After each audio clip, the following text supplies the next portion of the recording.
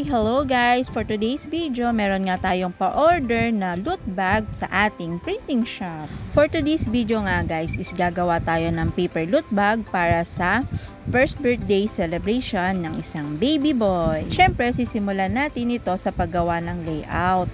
Actually guys, itong layout na ito is galing na to kay client. Siya na yung gumawa ng mismong layout at pinrint na lang namin mismo doon sa loot bag. Medyo madami nga itong order ni client. 40 pieces nga na loot bag itong kanyang order. Yung pinadala nga sa amin ni client is dalawang layout. Ang gusto niya is 20 pieces per layout. At dahil masunurin nga tayo kay client, syempre gagawin natin yan. Gumawa nga muna kami ng isang finished product ng loot bag. And after nga namin mabuo yung isang finished product is pinadala namin yung video kay client. Nagpapadala nga kami kay client ng picture or video para alam niya kung ano yung magiging outcome ng kanyang pinagawa sa amin. And kapag ka na-approve na nga ni client yung aming unang ginawa is dun na kami magsisimula ng production.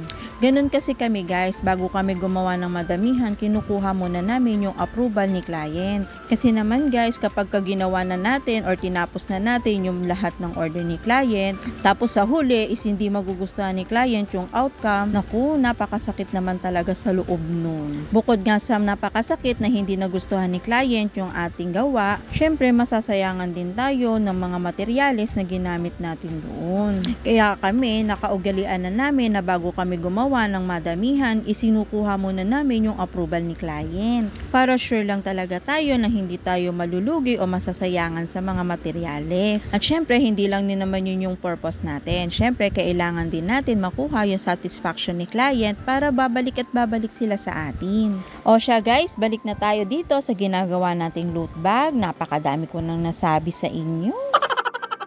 Dito nga ay sinisimulan ko nang i-assemble itong ating loot bag. Medyo mabusisi nga itong pag-a-assemble ng ating loot bag.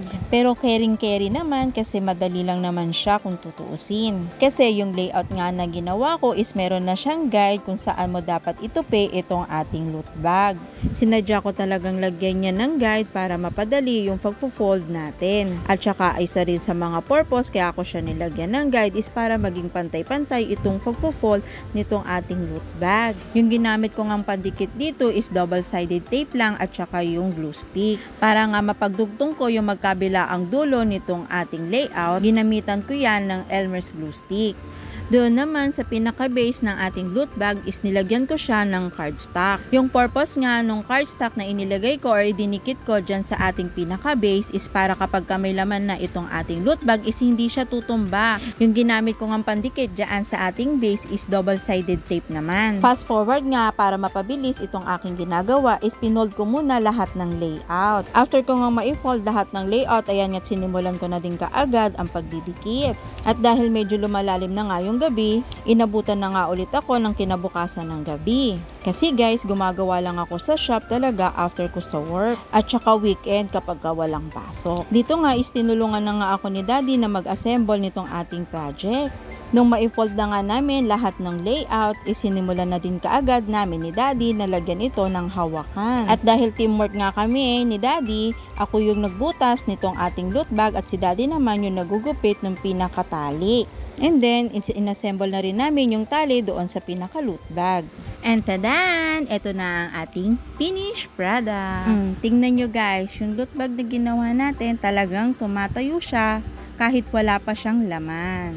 Happy first birthday, baby Rayvan! And thank you sa tita niya na nag-order sa amin itong loot bag. And thank you din sa pag-invite sa amin sa iyong birthday party. Ma-share ko na rin guys, ito nga pala yung first time na nakita ni baby Emory si Javi. Hindi nga namin in-expect na matatakot ng ganyan si baby Emory sa mascot na ito.